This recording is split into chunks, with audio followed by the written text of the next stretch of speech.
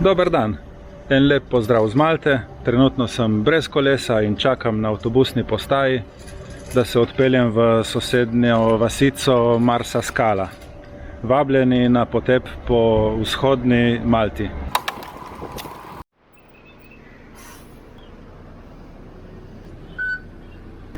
Na današnjem izletu je z mano tudi soproga, Živja.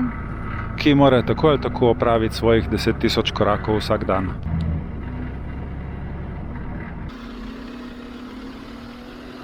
Za avtobusne prevoze uporabljava 7-dnevno kartico za 21 evrov, ki omogoča neomejeno število voženj po celi državi.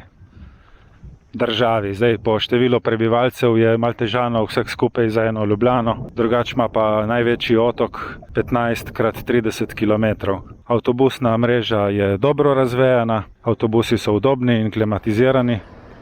Če se spomnim leta 1995, ko so bila tukaj prvič, so bili še tisti starinski Fordi, ki so imeli pod stropom napeljano vrvico, da si pozvonil šoferju, kdaj bi rad šel dol. Upoštevati morate samo to, da na Malti vozijo po levi strani, tako da se postavite na ta pravo stran ceste, ko čakate avtobus. Sicer se boste odpeljali popolnoma v drugo smer. Midva sva zdaj prišla v kraj Marsa Scala, kjer bova pa najprej šla nekaj pojest. Po kosilu se bova pa odpravila na en lep sprehod. Vmes pa bova obiskala tudi najbolj vzhodno točko Malte. Midva imava tako navado, da naročiva ene 4 predjedi. Danes sva imela dimljenega lososa, falafel, jagenčka v obliki mesnih kroglic in kalamare. Cenovno te to pride tam okrog 25 evrov. Probaš pa lahko različne specialitete in lih tako se naješ. Ampak dobro, zdaj hrana je stvar posameznika, o okusih se ne razpravlja. De gustibus non est disputandum. Zdaj bova šla lepo okrog zaliva, na drugo stran, v središče mesta Marsa Scala. Izvoli. Hvala.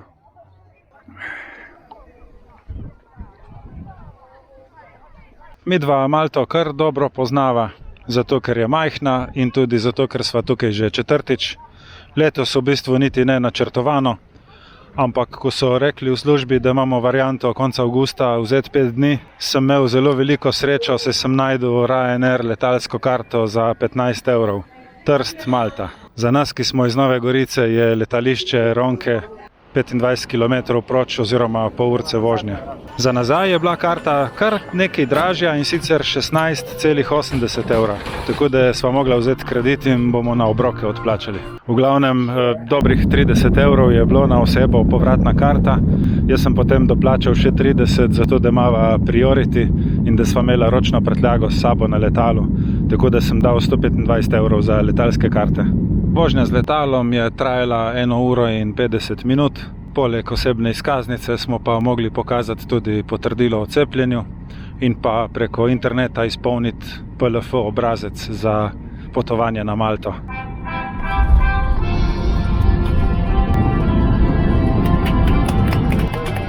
Ryanair. Low fares, made simple. Puncije so tukaj. Zdaj so sicer še vse zelene, ampak prejšnjič, ko sva bila tukaj leta 2016 v oktobru, so bile pa zrele in sva jih jedla. Zelo okusen sadež, sladek, olupiš proč kožo z iglicami in poješ tisto, kar je v sredini. Evo, tisto tam je pa najbolj vzhodna točka Malte. Zdaj se bova sprehodila do tja. No, na poti do tja pa lahko lepo vidimo, iz kakšnega materiala je narejena Malta. V bistvu je cel otok kamnit. Osnova je apnenec, ki mu oni rečejo limestone. Gre za krhkejši material, ampak to je kamen, iz katerega je narejeno popolnoma vse na tem otoku. Obzidja, hiše, bloki, cerkve. Kamen je občutljiv na vremenske pojave, erozijo, tako da se da že po ljukničastih opekah sklepati, koliko stara je katera zgradba. Tukaj je tudi opozorilo, da je nevarnost plezanja po klifih, ki so krhki ravno zaradi erozije. Na rtu so pa še ostanki nekega bunkerja, verjetno iz časa 2. svetovne vojne. Tukaj vam pa lahko pokažem še mini soline. Tako so včasih v to kamnino naredili take majhne terase, bazenčke, kamor se je ob plimi natekla morska voda, potem je pa sonce izsušilo in ostala je samo morska sol. No, sicer pa ni nujno, da so čakali na plimo ali pa na burjo. Morsko vodo so lahko tudi načrpali sem gor v te terase. Starodavni sistem, ki pa še zmeraj deluje. Danes je pa fajn, ker se po teh terasah da zelo lepo hoditi, tako da kar hitro napredujeva proti drugi strani rta. Veste kaj, jaz bom pa tukaj skočil v vodo, tako da se malo frišam, pol bova šla pa dalje. Super je, vidi prav topla voda, tako da prav paše. Tako, malo sem se osvežil, zdaj greva pa kar po plaži lepo naprej. Tukaj je obrambni stolp svetega Tomaža, trenutno pa na njem potekajo gradbena dela, tako da vstop ni mogoč. Nedaleč stran, v bistvu samo čez cesto, je pa potekala gradnja čist neke druge vrste, ampak očitno se je nekje zalomilo in nihče ne gradi nič več.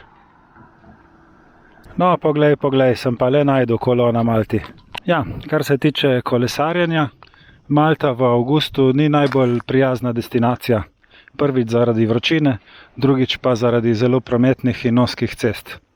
Kljub temu, da je javni prevoz zelo razvit, pa ni dovolj učinkovit, da bi ga domačini uporabljali. Tako da, če se komu mudi v službo, je bolj enostavno, da se usede v avto in odpelje.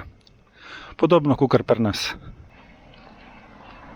Malo sem tudi pregledal spletne strani glede najema koles. Malo je problem, ker v kraju Marsašlok, kjer sva midva nastanjena, ni nobene izposojevalnice. Ostale izposojevalnice po otoku pa ne nudijo dostave ali pa so že zasedene do konca avgusta. Obeta se mi ena opcija za električno kolo, ki pa še ni 100%, tako da če bom uspel posnet video, ga bom objavil, sicer bo mogel pa zadostovati tale današnji. Ne le, da so ceste ozke in da ni dosti kolesarjev, celo na določenih mestih obstajajo prepovedi kolesarjenja, kakor naprimer tukaj na tej promenadi.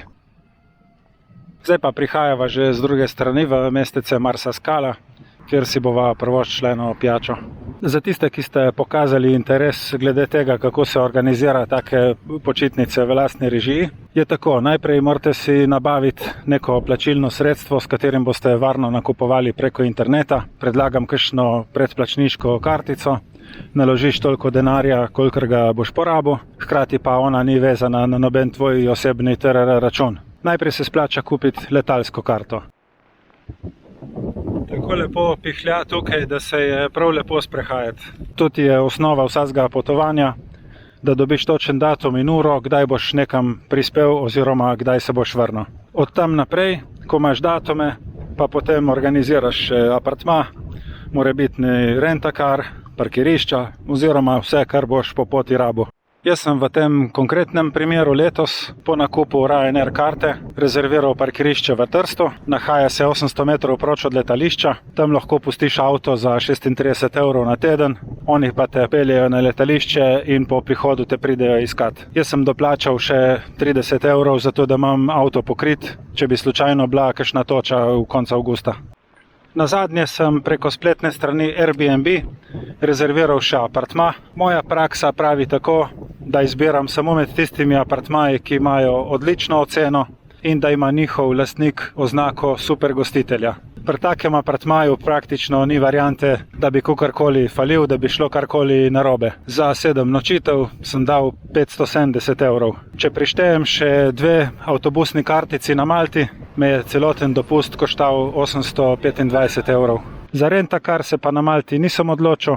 Prvič zato, ker je majhna, povsod je možno priti z avtobusom in pa potem peš. Drugi razlog je, da vozijo po levi strani, kar jaz še nikoli v življenju nisem počel, tako da si ne predstavljam točno, kako bi se znajdel v vseh teh krožiščih in križiščih.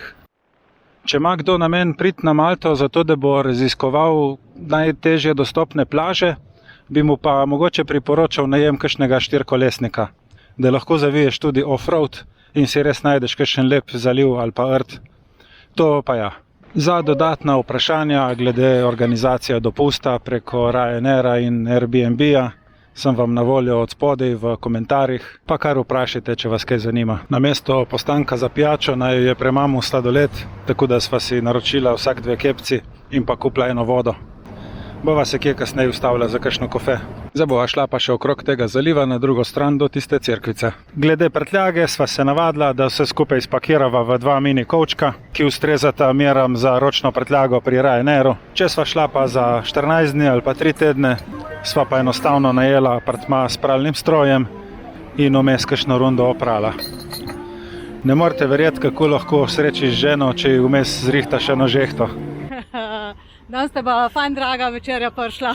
Vreme na Malti je prijetno poletno, 31 stopinj Celzija, sončno, rahlo piha. Sicer pa moja žena, znana youtuberka in vplivnica, lastnica kanala 10.000 korakov na dan, je tle tudi posnela 3 videoposnetke, tako da si lahko kaj več o Malti pogledate tudi pri njej. Mislim, da ni samo cerkev, ampak celo škofija, od spodaj je pisalo Marsa Scala Parish. Je pa zaprta, tako da ne morava not pogledati, kako izgleda. Ampak, kakor smo se pa prej naučili, lahko vidimo to kamnino limestone, iz kakšnega kamna je zgrajena. Današnjo hojo imam posneto tudi na Stravi, tako da bom od spodaj v opisu videa dal link, pa si boste lahko pogledali, kje sva hodila. Zdaj imava še kakšen kilometer hoje do izhodišča, kjer bova šla na avtobus in se vrnila v naš kraj. Jaz pa bom na tem mestu video zaključil. Vas prav lepo pozdravljam. Hvala za pozornost in se vidimo prihodnjič. Čau, čau, se vidimo.